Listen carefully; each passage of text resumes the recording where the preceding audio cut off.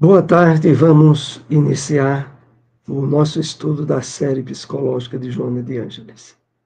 Estamos tratando do livro O Homem Integral e, através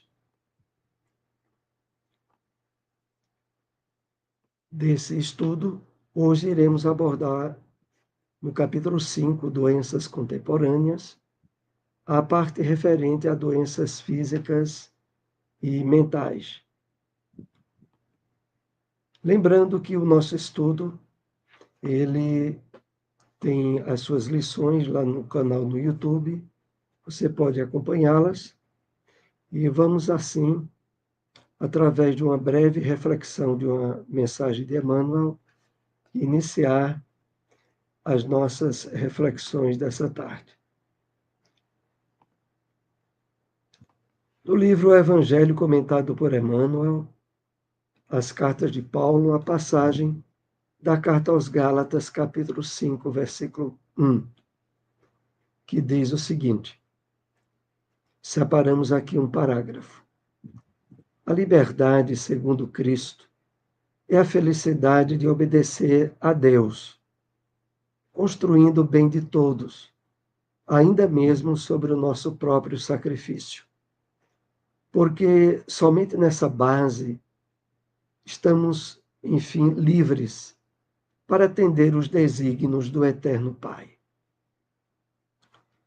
Então, vamos aqui fazer algumas reflexões para iniciar o nosso estudo. Então, Emmanuel começa nos chamando a atenção de uma forma bem impactante de que a liberdade segundo Cristo é a felicidade de obedecer a Deus, construindo o bem de todos, ainda mesmo sobre o nosso próprio sacrifício.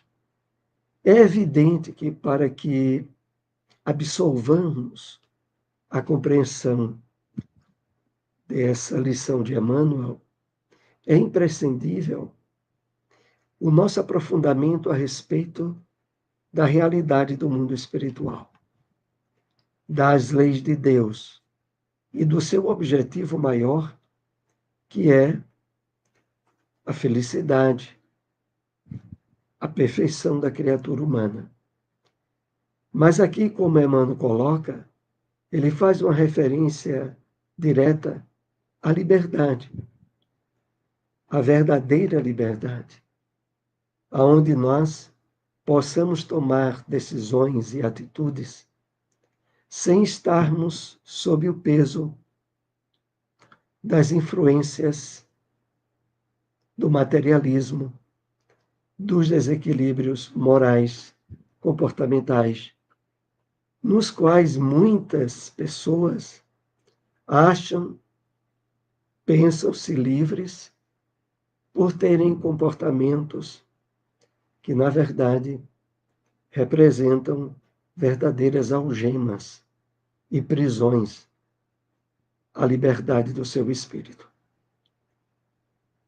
Por isso, ainda mais à frente, Emmanuel nos diz, porque somente nessa base, e a base é a construção da felicidade decorrente da nossa obediência às leis divinas. Somente nessa base estamos, enfim, livres para atender os desígnios do Eterno Pai. Podemos, assim, concluir que nós vivemos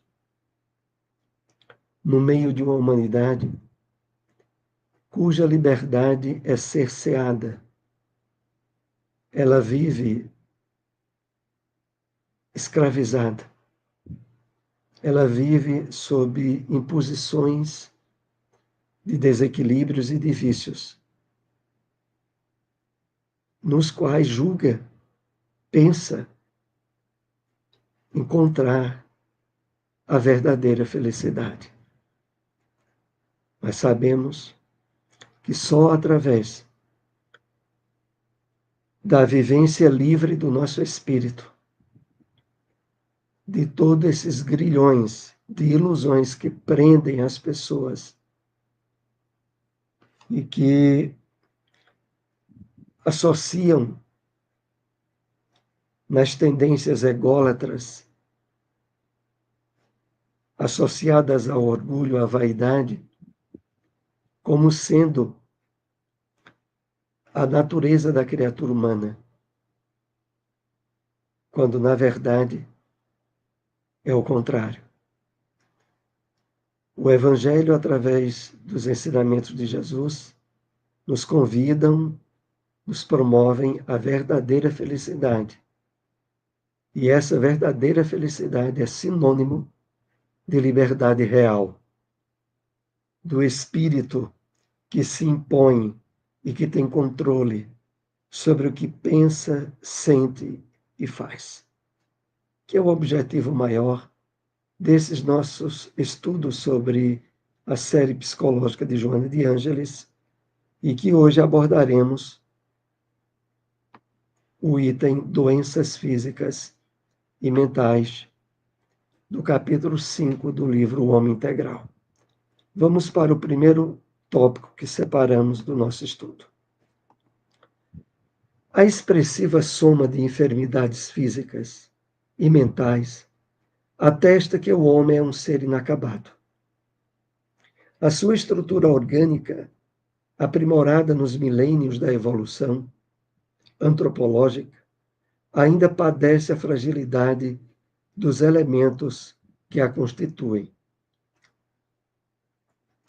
Então, aqui Joana nos chama a analisar que, olha, essa quantidade absurda de doenças, de desequilíbrios, de enfermidades que envolve a criatura humana, e aqui tanto no aspecto físico como no aspecto psicológico, é um atestado de que o homem é uma obra que ainda não está pronta, que está inacabada. E ela continua, a sua estrutura orgânica, aprimorada nos milênios da evolução antropológica, ainda padece a fragilidade dos elementos que a constituem.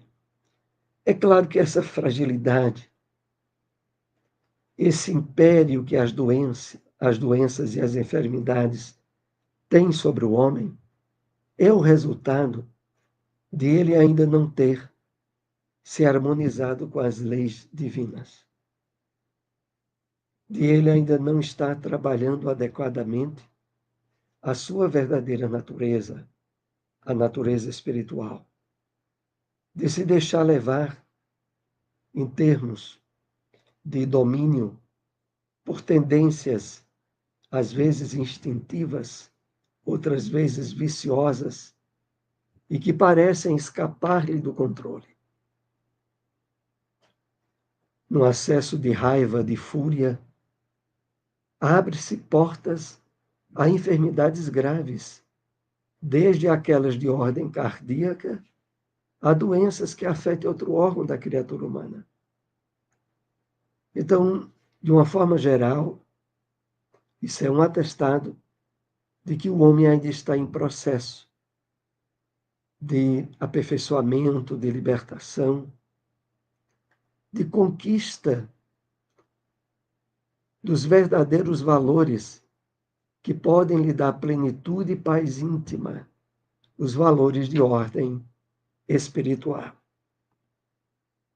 Vulnerável a transformações degenerativas, é tecido que reveste o psiquismo, que através dos seus neurônios cerebrais se exterioriza, afirmando-lhe a pré-existência consciencial, independente das moléculas que constituem a aparelhagem material.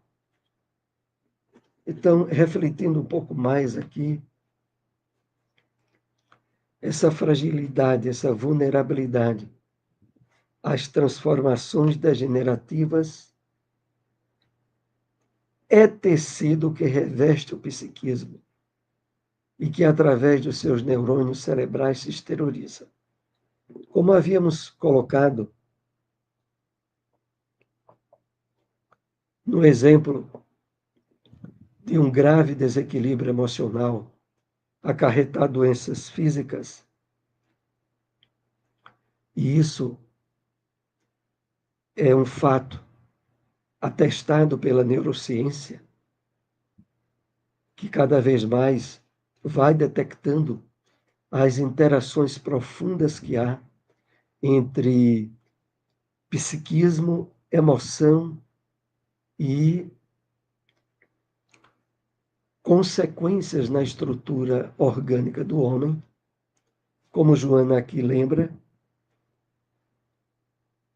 afirmando-lhe a pré-existência consciencial, independente das moléculas que constituem a aparelhagem material. A nossa essência, e é ela que é o principal veículo determinante de efeitos nas doenças de ordem mental ou fisiológica,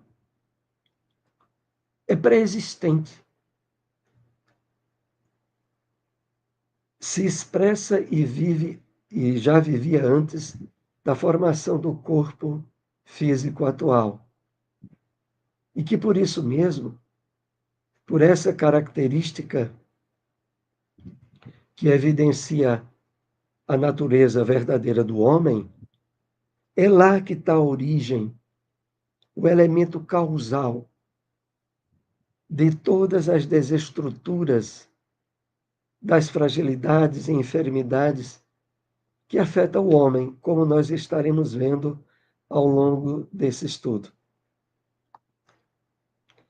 As doenças orgânicas se instalam em decorrência das necessidades kármicas, que lhes são inerentes, convocando o ser a reflexões e reformulações morais proporcionadoras de reequilíbrio. Então, aqui, nós vamos tomando mais ciência desses elementos interligados e que desde o passado reencarnatório do espírito instalaram-se predisposições a nível genético para determinadas doenças, como necessidades kármicas, que diríamos aqui também, necessidades de libertação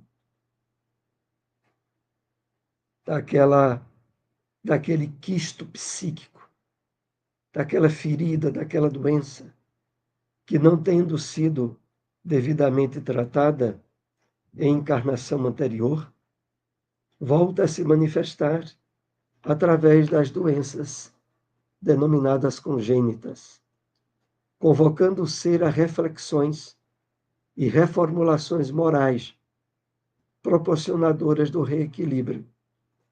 Porque, de fato, ao nos depararmos com certa linha de comportamento desequilibrado com as leis divinas, e até mesmo de resultados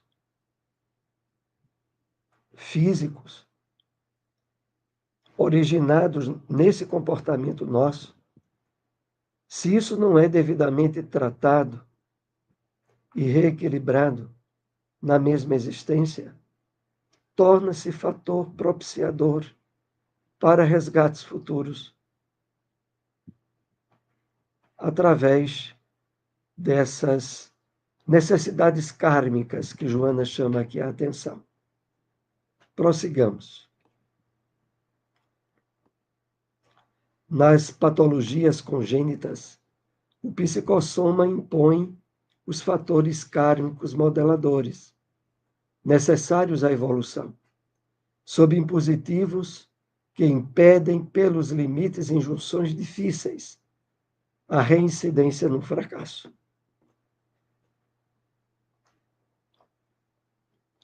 Então, a doutrina espírita ela vai nos ajudando a perceber que mesmo nas doenças graves, há fatores de ordem espiritual importantes que estão ali sendo resolvidas pelo Espírito.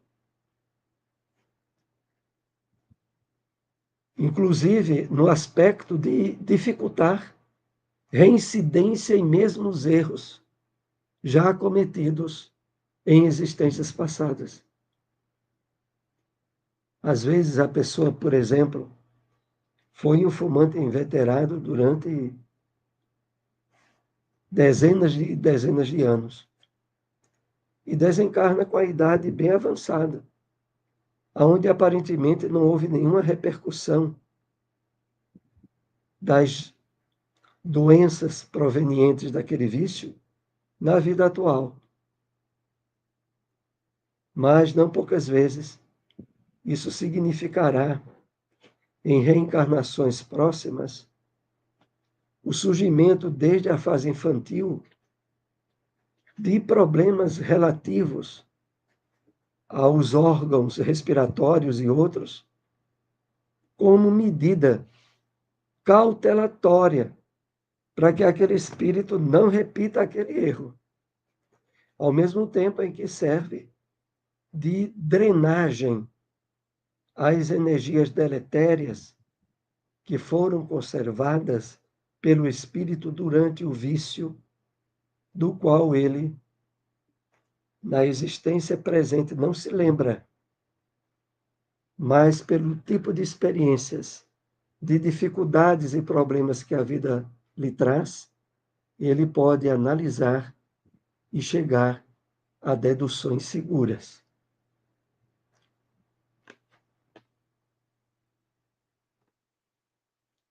À medida que a ciência se equipa e soluciona patologias graves, criando terapias preventivas e proporcionando recursos curativos de valor, surgem novas doenças que passam a constituir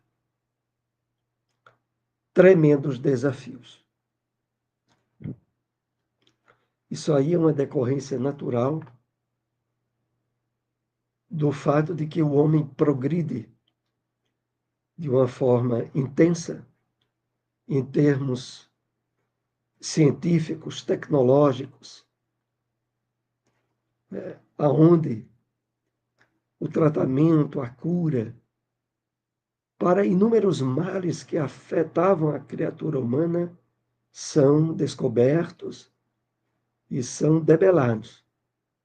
Não obstante, por não estar havendo o mesmo empenho em termos de crescimento espiritual, de aquisição de virtudes, de espiritualização do homem, surgem novas doenças, novos vírus, novos problemas.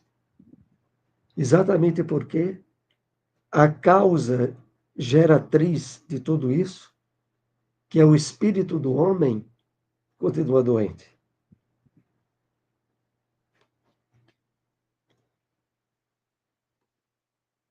O homem conquista o exterior e perde-se interiormente.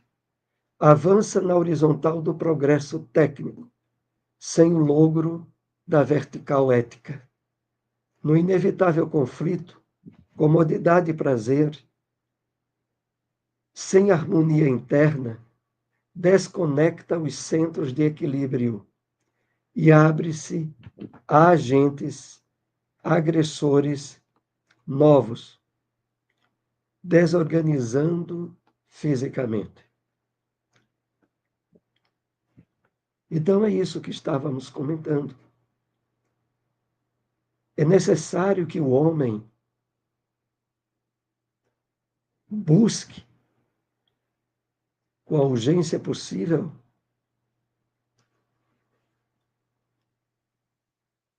a realização de progressos e de avanços na área da conduta moral e ética, a princípio individual, mas com consequências em termos de sociedade, de tal modo a que, passando a compartilhar de uma forma mais ampla a vivência equilibrada das leis divinas, passemos a criar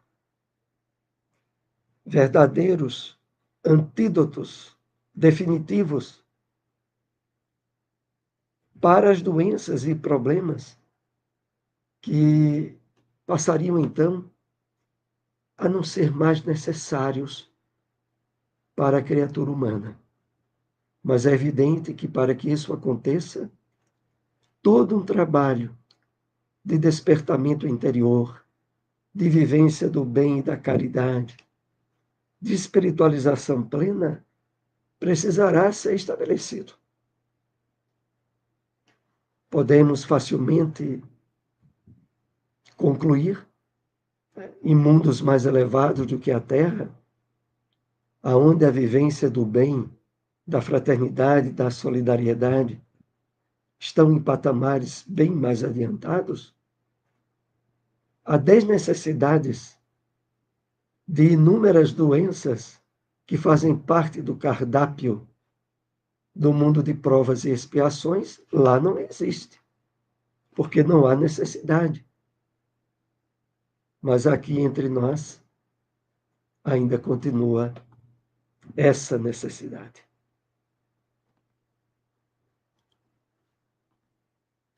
As tensões, frustrações, vícios, ansiedades, fobias facultam as distonias psíquicas, que são somatizadas aos problemas orgânicos, ou estes e suas sequelas dão surgimento aos tormentos mentais e emocionais. É muito problema, né? É muito sofrimento. Mas aqui nós percebemos tensões, frustrações, vícios, ansiedades e fobias, todos decorrentes do afastamento do homem, do desconhecimento da sua verdadeira natureza, a espiritual, e dos objetivos elevados que a experiência no corpo físico possibilita a cada um de nós. Nós não estamos na Terra encarnados no mundo para repouso, para o prazer, para os desvirtuamentos, como normalmente tem acontecido. E essa forma conflitiva com as leis divinas que o homem tem escolhido, o resultado é esses que aqui é apresentado e que nós sabemos estarem bem presentes na sociedade atual do homem. Então, tudo isso faculta as distonias psíquicas, que são somatizadas, ou seja, o problema começa na área mental, emocional e materializa-se no corpo físico.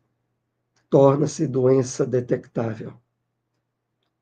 Ou estes e suas sequelas dão surgimentos aos tormentos mentais e emocionais.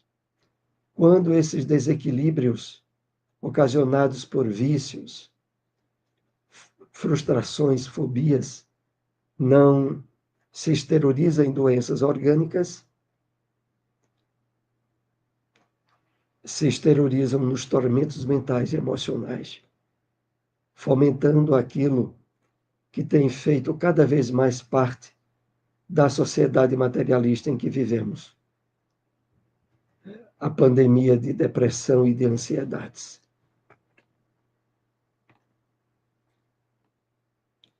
As doenças contemporâneas, substituindo algumas antigas e somando-se a outras não develadas ainda, enquadram-se no esquema do comportamento evolutivo do ser, no seu processo de harmonização interior, de deificação. Então, é isso que tem acontecido. Cada vez mais temos recebido notícias do surgimento de doenças novas. Algumas de ordem viróticas, outras de ordem genética, síndromes. E aí, Joana aqui coloca, enquadram-se no esquema do comportamento evolutivo do ser, no seu processo de harmonização interior, de deificação. Como assim?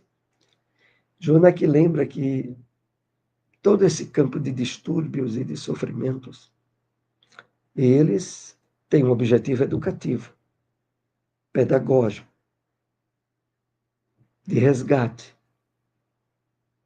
de libertação, trazendo, consequentemente, depois de superados, harmonização interior, deificação, que aqui é símbolo de espiritualização, facultada ao homem quando ele, passando por determinadas crises e problemas, abre-se para a perspectiva espiritual da vida e passa a novo rumo na sua existência.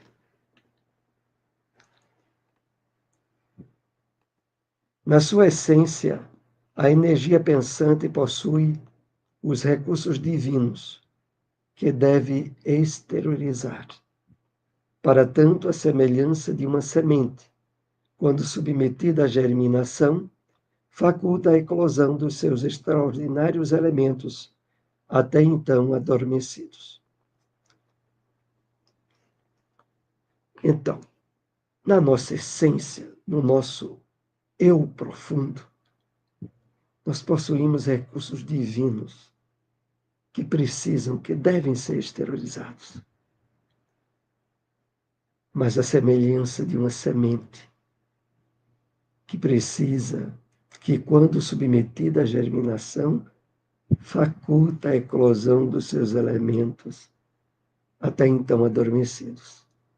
Cada um de nós traz, como diz Joana, o Cristo interno, um vasto campo de potencialidades a serem trabalhadas e desenvolvidas, de tal maneira que o homem, esse viajante que reencarna e desencarna, em busca, em direção à conquista da sua verdadeira natureza, vai logrando de uma forma mais rápida, mais acelerada, na medida em que ele se abre aos propósitos divinos de espiritualização. É para isso que nós estamos aqui compartilhando esses estudos de Joana. Agradecemos a todos que nos acompanharam até aqui. Se possível, compartilhem essas informações. Até o próximo estudo. Uma boa tarde a todos.